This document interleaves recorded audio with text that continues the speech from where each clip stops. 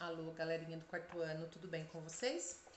Para a nossa rotina de hoje, 6 de agosto de 2020, nós teremos a leitura pelo professor, depois as respectivas correções de língua portuguesa e matemática. Teremos também em língua portuguesa fábula, a gente vai produzir uma fábula. Eu usei como base a página 193, porém eu vou ter que fazer algumas adaptações porque a gente não está na sala de aula, ok? Para matemática, a gente vai ter 2 aulas, porque hoje seria um dia que a gente não teria especialista no quarto A. Mas todos os quarto anos não tem especialista um dia, né? Um determinado dia da semana. Então, sempre um determinado dia da semana a gente vai ter uma aula a mais. Então, a gente vai fazer a página 44 e 45, que é a atividade 7.4 e 7.5. Mas são as atividades bem tranquilas, fiquem sossegados. Bom, vamos lá para a nossa leitura. Então, para a nossa leitura de hoje, como a gente combinou que a gente ia estar lendo sempre uma lenda, né? Porque esse mês é o mês do folclore. A gente leu algumas lendas indígenas, né? Agora a gente vai ler uma lenda do sul do país. Mas eu trouxe um contraponto, né? Porque eu trouxe uma lenda do sul do país, lá dos Pampas, que é o Negrinho do Pastoreio. Mas eu trouxe ela em forma de cordel, tá? Os cordéis, eles são escritos assim, ó, em estrofes, como os poemas. E também tem rima como poema, mas não é poema. É um gênero textual cordel, tá? Ele é bem interessante. E ele é muito, né, escrito no Nordeste. Então a gente tem, né, ele é culturalmente escrito no Nordeste. Então a gente tem aí o contraponto. A gente tá falando um pouquinho do Nordeste com um pouquinho do Sul. Negrinho do Pastoreio. A cultura de cordel, há tempos eu me dedico. Fatos circunstanciais, escrevo e às vezes fico, pensando no quanto o folclore do nosso país é rico.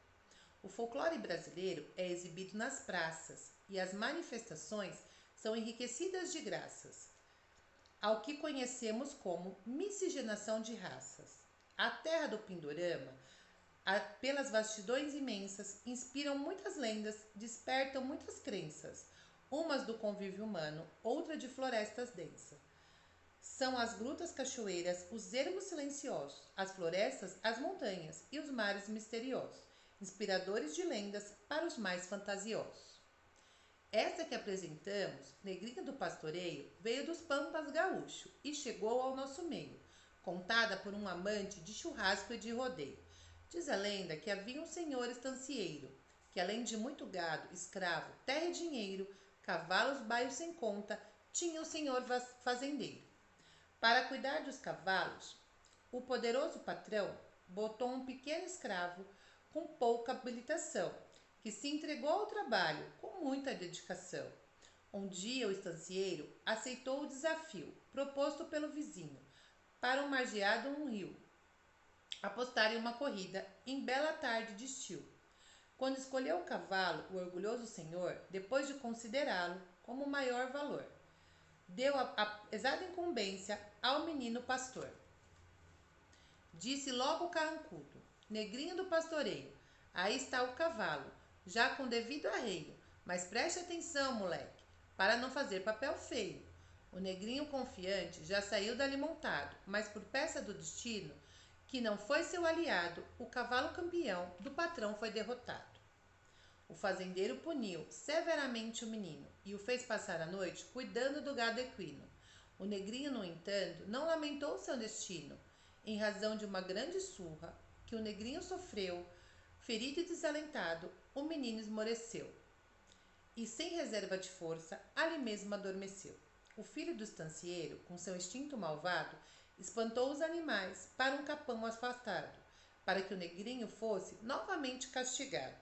Vendo os cavalos fugindo, furioso o fazendeiro prendeu o menino ao tronco onde havia um formigueiro, ficando até arrancar o alento derradeiro.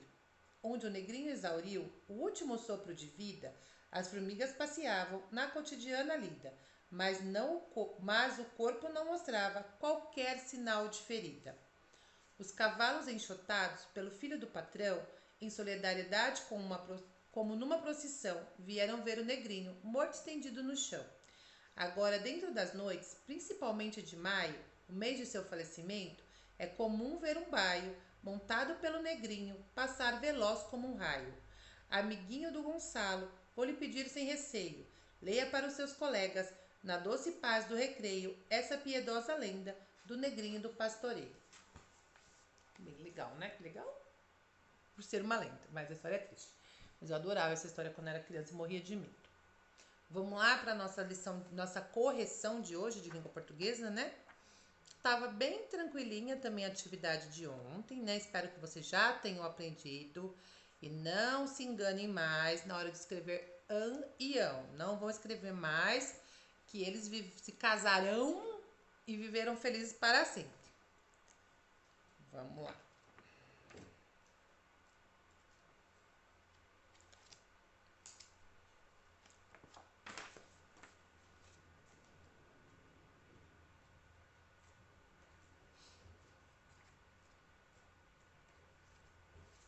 Eu marquei a atividade de ontem, ou de hoje, não marquei a de ontem. Mas achei aqui. A gente estava falando sobre ão e ão. Então, quais dos trechos indicam que o fato já ocorreu? O verbo no passado. Então, a gente tem aqui, no segundo, classificaram a presença do vírus na área do PF. Classificarão. Então, já classificou. Então, tá no passado. No terceiro, a gente tem aqui, ó. Passado 5. Desculpa. Aí a gente vai para B, né? Que é quais são no futuro. Então, aqui no terceiro a gente tem passado 51 dias, os parques serão abertos em 15 de março. Então, a gente está falando de algo que vai acontecer no futuro. Então, essa aqui vai na B. A primeira, a gente tem aqui, ó. Desde 23 de maio, os parques zoológicos de São Paulo e o Simba Safari tiveram. Então, já teve. Então, vai aqui no A. Então, a gente tem o 1 e o 2 no A, no passado, o 3 e o 4, que aqui, ó, nesse contexto, o zoológico e o zoo safari não exigirão, então exigirão no futuro, a apresentação da carteirinha de vacinação.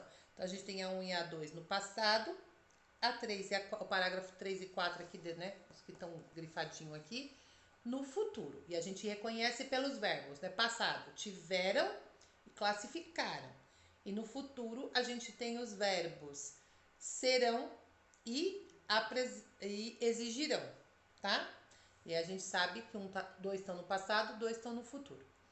O que você pode concluir ao respeito do uso do an e do ão? A gente já falou a semana toda, né? An, e nas aulas passadas das outras professoras também. An, com M, a gente coloca no passado e ão a gente coloca para os verbos no futuro, ok?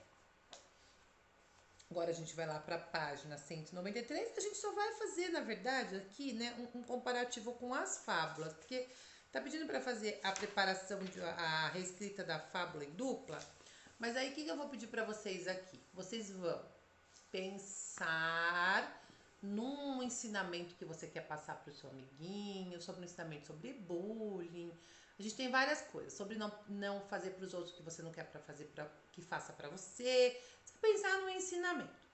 Depois que pensou nesse ensinamento, o que você quer passar? Pensa nos personagens e aí você vai montar uma fábula, tá? Com uma moral. Então, a gente vai fazer uma fábula e aí vai enviar a foto pra gente com uma moral. Precisa ser muito comprida? Não. A gente já viu que uma das características das fábulas que são as histórias bem curtas, tá? Então, aí você vai fazer a sua história com seus personagens curtas e com a sua moral e mandar pra gente. O que é importante? A gente vai fazer de uma vez só. Eu sou professora há bastante tempo já, também tenho bastante anos de idade e até hoje tudo que eu escrevo eu releio, tá? Porque é normal, é absolutamente normal no momento da escrita a gente cometer erros. Principalmente no meu caso, que já tenho aí mais experiência, não cometo tantos erros ortográficos. Não vou dizer para você que nunca cometi. Às vezes a gente comete também. Mas não são tantos erros ortográficos. Mas o que a gente acaba cometendo? Erros de concordância. Teve uma aula do Centro de Mídias que eu gostei bastante, que ela falou sobre concordância. O que é concordância? Lembra que ontem eu falei do contexto? Se eu estou falando de um contexto do futuro, o verbo tem que estar no futuro. E outro tipo de concordância, né? Se eu estou falando de manhã, eu não posso falar que está escuro, né? A não ser que eu esteja em que eu crie um outro ambiente. Mas se eu tô num dia ensolarado, de manhã estava muito escuro. Não existe. Então, são isso que a gente tem que concordar. O texto tem que conversar de uma forma lógica. Não posso colocar duas coisas diferentes no mesmo texto. E às vezes, na hora de escrever, a gente faz isso. E às vezes a gente escreve coisas que tá na nossa cabecinha de um jeito, mas quando a gente passa para o papel, eu tenho que sempre pensar numa coisa. Quando eu não escrevo para mim, tá? Eu lembro de já ter falado isso pelo menos com a minha série lá no começo do ano. Quando a gente escreve, é sempre importante a gente lembrar que a gente escreve para outra pessoa ler. Eu não escrevo para mim. Ah, mas o que você me diz do diário? O diário eu escrevo para mim mesma ler daqui a um tempo. Só que mesmo o diário, quando eu for ler, pode ter passado 1 ano, 2 anos, 3 anos, meses, sei lá. Mas eu posso não me lembrar mais de tudo aquilo que aconteceu. Então é importante que mesmo que seja para eu ler no futuro, é no futuro, né? Eu não vou escrever o diário hoje para eu ler hoje. Não tem lógica. A gente escreve o diário para colocar ali as nossas recordações, guardar e depois de um tempo a gente pega e lê. Eu não vou lembrar de tudo nos detalhes. E aquele diário já é isso para mim, é uma bússola, né? É para eu relembrar ali tudo o que aconteceu comigo. Então, mesmo eu lendo, eu tenho que ter escrito de uma maneira lógica, né? De uma maneira coerente. Então a gente também tem que pensar nisso, mas na maioria das vezes a gente só tem, acho que ali o diário, que eu me lembre agora. Mas na maioria das vezes que eu escrevo, não escrevo para mim, eu escrevo para o outro. Então o texto tem que estar sempre bem escrito. Então a pessoa que lê, ela tem que entender o que você escreveu, o que você quis dizer com aquilo. E muitas vezes acontece comigo de quando eu leio o que eu escrevi, nem eu entendo. Porque a ideia tá na minha cabeça. E na hora de botar pro papel, às vezes eu me perco no raciocínio e aí escrevo, penso mais rápido do que escrevo, enfim. E aí não escrevo de uma forma que a pessoa vai entender. Então, quando eu leio, eu faço essa reflexão de que o que eu estou escrevendo está sendo bem compreendido por quem vai ler. E aí, o que a gente vai fazer? Eu vou pedir para vocês escreverem a fábula de vocês. Vocês vão ler a fábula de vocês, fazer as devidas correções. Tá? Ah, eu escrevi, isso aqui não está muito bom, apaga, escreve de novo, né? Quantas vezes forem necessário. A hora que vocês perceberem que a fábula tá ok, você leu, gostou, aí pede pra mamãe, um irmão mais velho, tá dando uma lida pra ver se tá legal. Tá legal? Manda pra professora, pra gente poder tá lendo também essa atividade, ok? É uma atividade individual, não vai dar pra fazer a correção aqui com vocês de forma coletiva, então manda pra professora de vocês pra gente tá aí fazendo essa correção de forma individual, ok? Ilustra, pode ilustrar, pode estar fazendo de uma forma bem tranquila. A gente, hoje é quinta-feira, manda até amanhã, não precisa ser agora, hoje faz com calma, verifica direitinho e até amanhã vocês mandam para as professoras de vocês, tá? Só não deixem acumular muita atividade para depois vocês não se perderem, ok? Então vamos para a aula de matemática, espero a fábula de vocês. Não se esqueça dos pontos, né? A gente estudou bastante sobre as pontuações das fábulas. As fábulas têm uma característica da fábula também é o diálogo, tá? Só pra gente terminar aqui. É o diálogo, então não esqueça da pontuação, do travessão, né? Quando o animal vai falar, coloquem lá o travessão. Não esqueça de estar observando essas regrinhas de pontuação, de letra maiúscula, tudo que a gente já discutiu em sala de aula. Vamos lá para a matemática de ontem. Então, ontem a gente contou as vértices. As vértices a gente conseguia contar por aqui mesmo. Então, eu vou só falando para vocês corrigirem aí. Cubo 8, paralelepípedo 8, prisma de base triangular 6, prisma de base hexagonal 12, pirâmide de base triangular 4, pirâmide de base quadrada 5, pirâmide de base pentagonal 6, pirâmide de base hexagonal 7. A gente percebe que dependendo da figura, por exemplo, o triângulo, eu vou fazer um desenho aqui para vocês. O triângulo na forma de polígono, ele é isso aqui, né? Então ele tem 3 ângulos, 1, 2, 3. Então eu percebo que lá na base triangular eu vou ter 3, que são as 3 pontas, e mais porque ele é uma pirâmide, a ponta de cima. Então, eu tenho 4, porque vocês vão me perguntar, nossa, professora, por que aqui virou uma sequência de números, né? Na parte da pirâmide. Quando a base é quadrada, a gente sabe, ó, lembra que a gente já falou aqui, ó, do polígono quadrado? Tem 1, 2, 3, 4, mais a lá de cima, 5. Quando é pentagonal, a gente sabe que pentágonos são de 5 pontas. 5 mais 1, lá de cima, né, da pontinha aqui de cima, 6. Quando a base é hexagonal, a gente sabe que são 6 pontas. Então, 6 mais 1, 7. Por isso que aqui virou uma sequência, tá? Porque triângulos são 3 pontas, quadrado 4, pentágono 5, hexágono 6, mais aqui junta, liga eles lá em cima, a gente tem um número a mais. Então, ficou 5, 4, 5, 6 e 7, tá? É isso que a gente gostaria que vocês tivessem entendido dessa atividade, principalmente na parte aqui das pirâmides, né? Porque ela tem essa regularidade. Você vai pegar o polígono, você vai saber quantas pontas tem um polígono, mais aqui junta lá em cima, por ser uma pirâmide, a gente vai ter o número de vértices. Essa era de ontem, passando para de hoje. Hoje a gente vai contar na página 44 as faces, na página 45 as arestas. Lembrando que as faces a Pro já ensinou. Por exemplo, a face desse livro. 1, 2, 3, 4, 5, 6. Ele é colocando que ele seria um paralelepípedo, né? A gente tem 6 faces, ok? Então, a gente vai contar as faces. E as arestas são as retas, né? Essas retas aqui da figura, a gente tem as arestas. Eu vou pedir para vocês contarem, vocês não vão conseguir, pelo menos, né, no primeiro momento, eu acho, vai que a gente tem um Einstein aí, contar por aqui, por essas figuras. Então, por isso que a gente pediu para montar, né? A gente vai ter que ir lá na página. Então, por exemplo, aqui a gente tem, vou dar só um exemplo, né? Uma pirâmide de base quadrada. Então, lá na página do anexo 3, não tem página, esquece, a professora não tem página. Lá no anexo 3, lá no finalzinho do EMAI, tá? Não no final do livro, no final do EMAI. Depois começa a língua portuguesa. A gente tem as figuras planificadas, vocês conseguem ver aí. Vamos ver. Conseguimos. Então, na pirâmide de base quadrada, eu tenho aqui o quadrado, ok? E aí eu vou contar as faces. Então, eu vou contar por aqui, ó. 1, 2, 3, 4, 5. Com essa daqui. Quando eu planifico, ela fica embaixo. Tá? Quando eu monto, ela fica embaixo. Aqui ela tá planificada. Quando eu montar, ela vai ficar embaixo. Então, eu tenho aqui, ó. 1, 2, 3, 4, 5. Então, eu vou lá e coloco 5. E aqui tem todas as figuras. Então, é mais fácil contar por aqui, utilizando esses desenhos planificado, ok? E aí, vai lá e vai anotando.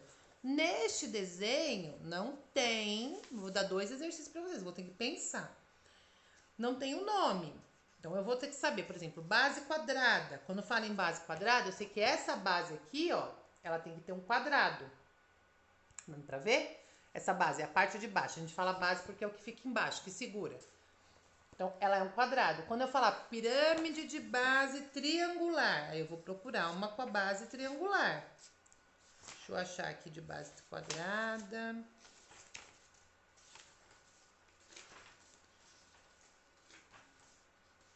Aqui, ó. Pirâmide de base... Ah, essa aqui tem um nominho, ó. Ficou mais fácil. Nesse anexo tem. Pirâmide de base triangular. Então, eu tenho aqui a base, é um triângulo. Eu tenho 1, 2, 3, 4. A gente vai fazer uma observação amanhã, tá? Fica prestando atenção na regularidade. O que é regularidade? O que é igual?